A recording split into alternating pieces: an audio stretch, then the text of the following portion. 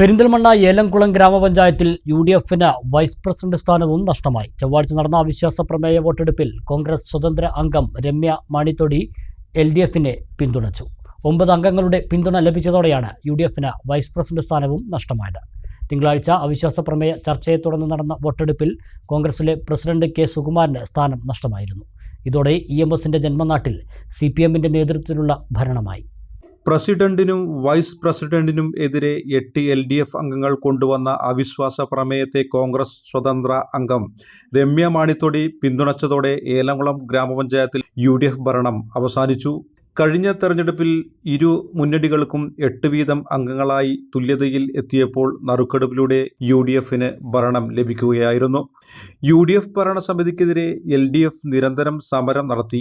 ഒടുവിൽ പ്രസിഡന്റിനും വൈസ് പ്രസിഡന്റിനും എതിരെ അഴിമതി ആരോപണം ഉന്നയിച്ച് അവിശ്വാസ പ്രമേയം കൊണ്ടുവരികയായിരുന്നു.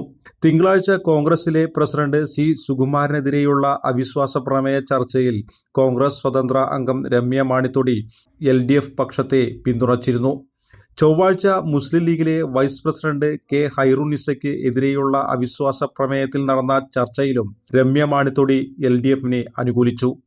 അതോടെ ഏലംകുളം ഗ്രാമപഞ്ചായത്തിലെ ഭരണം UDF-ന് പൂർണ്ണമായും നഷ്ടമായി.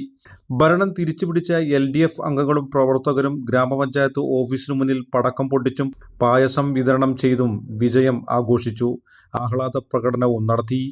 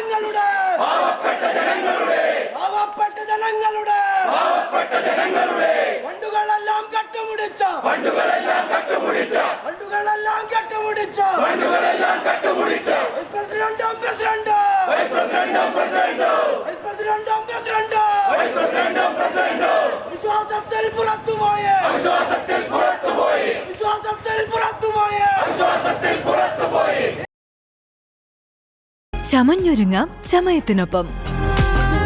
ചമയം ടെക്സ്റ്റൈൽസ്, പെരിന്തൽമണ്ണ, മഞ്ചേരി.